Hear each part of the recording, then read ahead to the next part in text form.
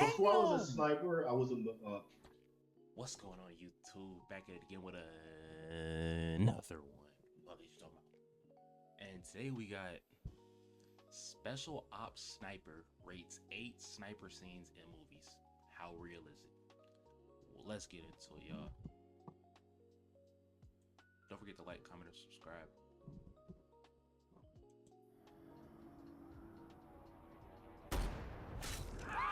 Damn! Oh, really? not happening. Oh, I was about to say, he looking like, yeah, that shit's not happening. That shit's not a nigga. Took his finger, nigga. Took his tray balls off. To the left. Good to go. My name's Nicholas Irving. I'm a former third ranger. This camera is ass. This voice ass, but is what it is. Italian Special Operations Sniper, and currently a New York Times bestselling author. I spent 6 years in Special Operations, and I'm known as the Reaper for 33 kills in about a 3-month time span in Helmand. Damn, the Reaper. Niggas call him the Reaper. 33 kills, and these niggas say, I need you go in there, just take him out. Like, damn, yo. Province, Afghanistan. Today we're going to be looking at a few sniper scenes in movies.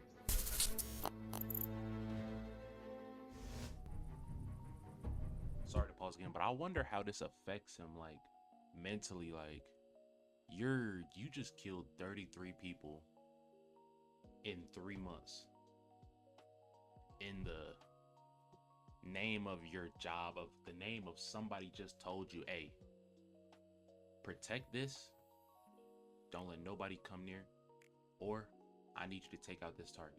I need you to take out anybody that comes past this that you think suspicious. That's a somebody has to do it, I guess, but it's a terrible life. I'd hate to live it.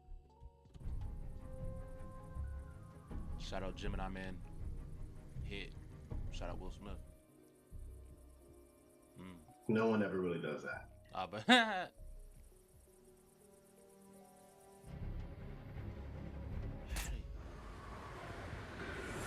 oh, he a demon. No. That's not happening. His use of the equipment was really, really good. He has his pad to lay on. He has his rangefinder. He can measure the wind, barometric pressure, the altitude, density altitude. His dope book. The word dope is an acronym for snipers, and it actually stands for data on previous engagements. So he can go back and refer to all these things that he's engaged before that and have like some good reference point. He applied all of his dope and his data to the scope itself. I rarely see that in movies where he applies the elevation and the windage. The impossible portion about this whole thing was the actual shot itself. Yeah. The train is moving way too fast. You have to defeat gravity in some ways. So you're aiming up and the bullet's dropping almost down at that distance. Like, this nigga shot it. He seen the train. He seen the dude. He moved the gun and pre-fired in damn near 5 seconds. That's crazy. You're not doing that IRL. And shooting through glass, panes of glass, angled glass, and different types of glass may deflect and alter the bullet's flight. You'd have to be one really, really, really, really lucky guy, or after that, get up and go walk on water. But now that I see it, I almost want to simulate it, but it's kind of, be almost impossible to simulate. I can't find a target moving at a bullet train speed. So this is a very basic bolt action rifle. Remington, it shoots a 6.5 Creedmoor round. Very, very fast round, small caliber, but I use it essentially because of the speed of it. I use it to defeat the wind. If there's a lot of wind or shifty winds or anything like that, it's a good bullet because of the velocity of it, how fast it's moving. He had a suppressor on his. I don't have one, but for overseas work and stuff like that, if I had to make a one shot, one kill, I would probably take something along the lines of a bolt action rifle. Then you have your bipod legs, and that's just for stabilization. Have a scope, and of course you have your trigger and buttstock. There's not much to a sniper rifle.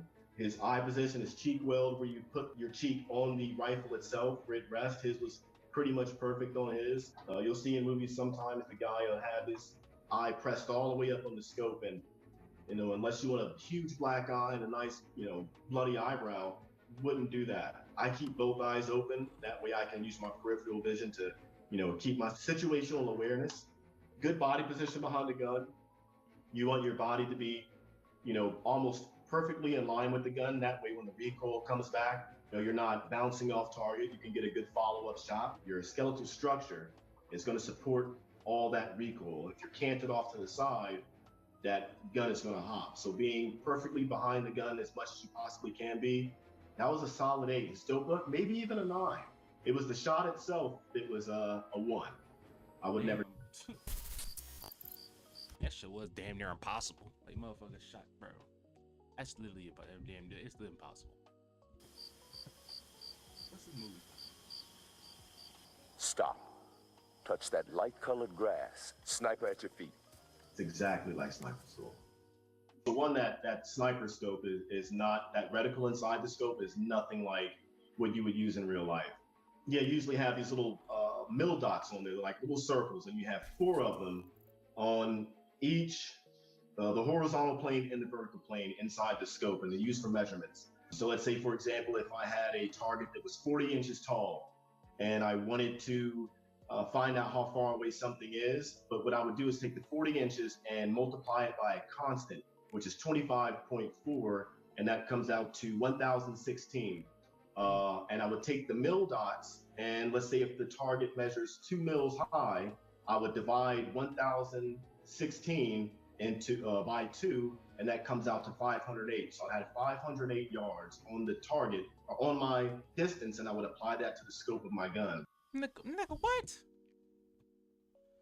You gotta multiply this, then divide this, then times this, and you get how much meters. Nigga, what? That's a very specific way. I mean, that's...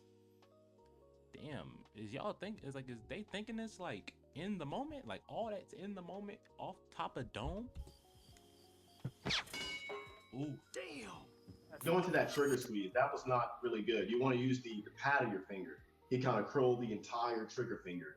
As a precision weapon, you're looking at harmonics and stuff like that. So imagine like a tuning fork. You want everything to be as smooth and less friction on the sides of that railing inside the gun as possible. So having the trigger come straight back is what you really want to look for. Not so much of that curled trigger finger. And it's exactly how they use it in sniper school, where the instructor, he's telling the guys on the outside, hey, come in, sniper at your feet, X, Y, and Z. It's pretty much exactly how it works. All right, you won this one. Come on out. Soldier, how did you get that close to me? Sneaking up on someone is extremely tough because of the stalking portion. It's not really an easy tactic, and not too many guys are good at being that sneaky.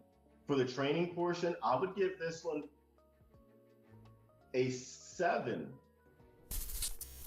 He's moving to the building. Follow him, you got him? Got him.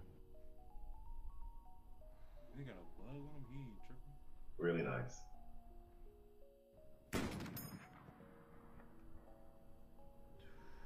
He's down. That was really good. I think, there's a few things that I saw wrong with it. The sniper dialogue was okay. It wasn't the best sniper dialogue that I've ever heard. It was the second shot where he moved 20 meters to the left of the building. Really good sniper dialogue. The spotter talking on the sniper to what the target's at.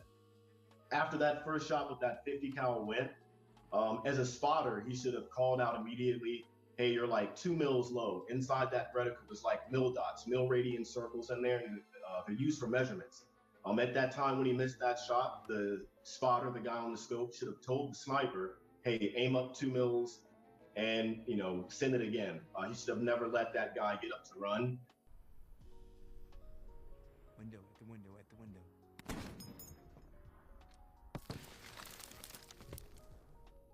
This shot where he's engaging the targets in the building, the 2 guys in the building, little fly on the eye.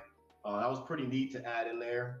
It shows that dedication to the, to the spotter and to the sniper team. You're in this little bubble, only you exist, nothing else does. And the single shot with the 50 cal is. I've never seen it, never heard of it, but I guess it makes for a good movie. Not too bad. On the scale from 1 to 10, I'd give it, as a sniper team, a 4.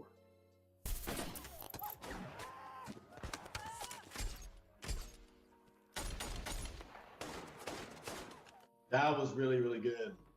Yeah, that was.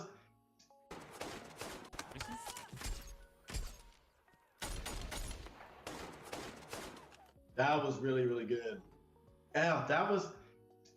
Lone Survivor is one of the most realistic movies I've seen when it comes to combat. I've used that same rifle overseas in Afghanistan. My deployed rifle was an SR-25, but I used that one when I was a designated marksman. That shot right here, it's real. It's real. It shoots a 5.56, so it's not a very powerful round or anything like that. And being in this environment, I was just getting into special operations. First day in the barracks when the guys were coming back in stateside after rescuing Marcus Trail. You deploy every 6 months overseas, and we were averaging about 120 missions per 90 days. Your average troop won't even touch that in a year. The unit I was with holds the record for killing and capturing the most high-value enemy targets in the global war on terrorism in Iraq or Afghanistan. Whether you're a Navy SEAL, which is Special Operations, you're a Green Beret, Special Forces, Marine Force Reconnaissance, Delta Force, whatever you want to, all Special Operations, and very small group of guys. They go through a very, very grueling experience, and they get the best of the best of the best training. They could be sleeping in your attic and you wouldn't even know it. That's what Special Operations is like. That's what I can think about. Being a ninja. It's like being a ninja. This should be like the modern day standard for wartime movies. This is a 10, in my opinion. Damn.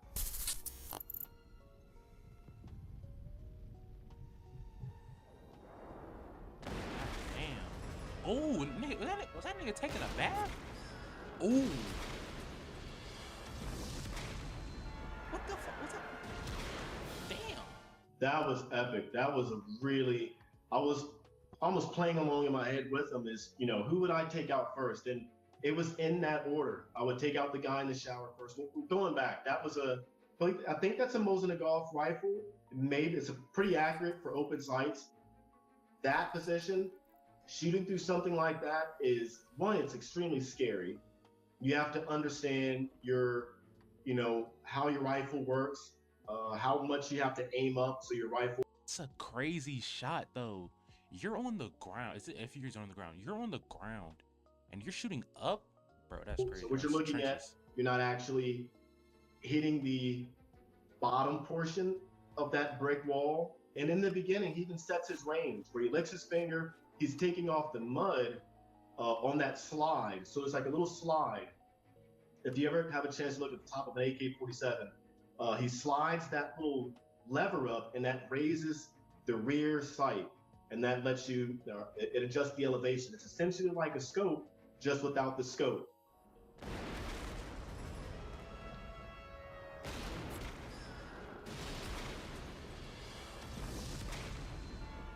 Dude, the most I've taken out in a row is 5. Damn. A good sniper, not even a great one, a good sniper could pull that off. How he wraps his hand around the sling to make it nice and tight, that is perfect. You never really see that in movies. They teach you that in sniper school. That was really fast and really good. Look at that. Wrap over the top, nice and tight. Boom. That's perfect. Let's say 70% of my shots overseas were from the knee. And at that distance with that rifle, that's not a hard shot. That's definitely not a hard shot. He's got to be less than 100 yards away. That's a 10. That's a 10. I cannot argue with this whatsoever. Damn, that was perfect. Smoking aces. Oh, hell no. Man, fuck no. Before I was a sniper, I was a...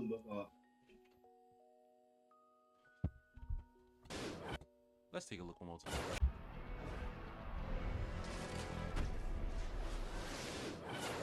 Damn! God damn! Before I was a sniper, I was a...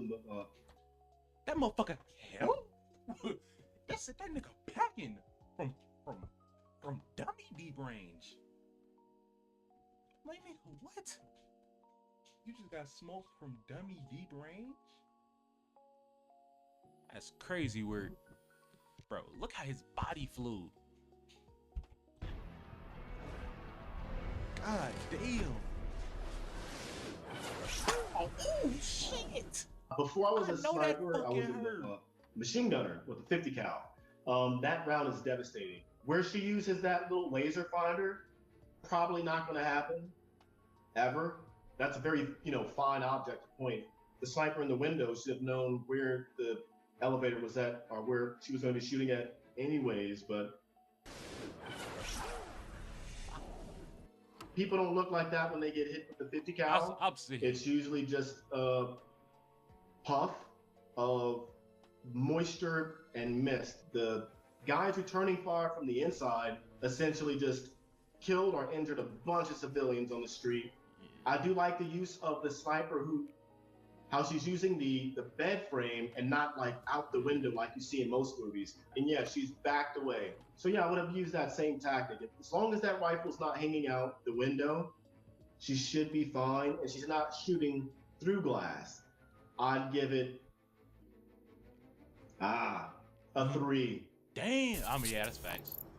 That's so unrealistic. I'd probably give it I'd give it a damn. Man, fuck no. Not happening.